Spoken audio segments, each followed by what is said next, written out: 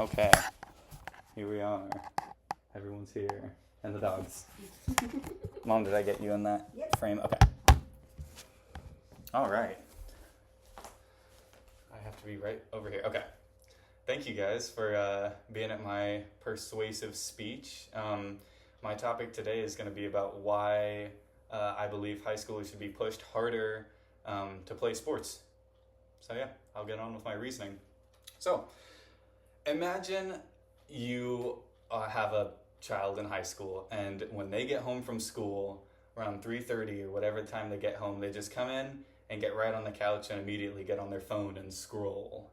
That's just not good for them. It's not good for their brain. It's not good for their body. So I'm going to try and persuade you guys to think how I believe what I believe they should be doing after high school, I guess, or after school gets out.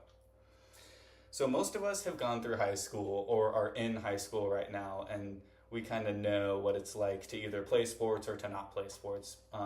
But I know what it's like to do both, kind of, because I played sports all the way through, and it ended before I was out. So I have a little bit of experience getting home after school and not having anything to do, no sports to go to. So I need you guys to understand why this is important. When high schoolers get home from school and they get right on their phone, they're not exerting their bodies at all. They're not getting any exercise. They're only just sitting there and scrolling or whatever they do. And so if they play a sport, then after school they get to go have fun on a field or in a gym or wherever they play their sport at, and they build good team skills and good communication skills. And just playing a sport in high school alone can help with the rates of depression and the rates of anxiety in school. Yeah, the rates of anxiety. So according to the CDC, only 23% of teens play a sport in high school. And I don't think that's high enough. I think it needs to be higher. I think it needs to be at least 75%. I think that'd be a lot better for their future and for their time in high school and all that. So obesity rates also have risen about 300%, or actually above 300% since the 70s. So, back then they were not so high because kids were outside playing sports. They didn't have anything to go home to and suck all their time in, like a phone or TV so much.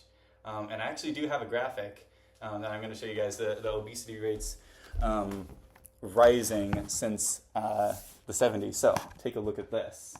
As you can see, the graph goes up here after the... so yeah. Let's see here. So what if high school changed? I think that if it changed positively, kids would be doing a sport after school, and they would have better grades overall, less anxiety, less depression, and they would be also fit and in shape as well. But if schools don't change and they keep going the way they're going, which is trending downhill, obesity rates are going to continue to rise, depression is going to continue to rise, and ultimately they're not going to be so happy in high school, which is supposed to be a good time in your life. So I believe they should play sport for that reason too. And how can we change this? I believe that people can change this by simply encouraging their teen or their friend to join a sports team. And when I was in high school, I was trying to convince some of my friends to play baseball with me, and I got a couple of them too, like Hunter. And so I think that just the encouragement alone can help teens want to play sports, especially if it's with friends. And if they do join a sport, they don't have to join varsity football right off the bat. They can start with something a little more low-key, like, swimming or lacrosse or something like that. I don't know, something a little more low-key, tennis, I guess.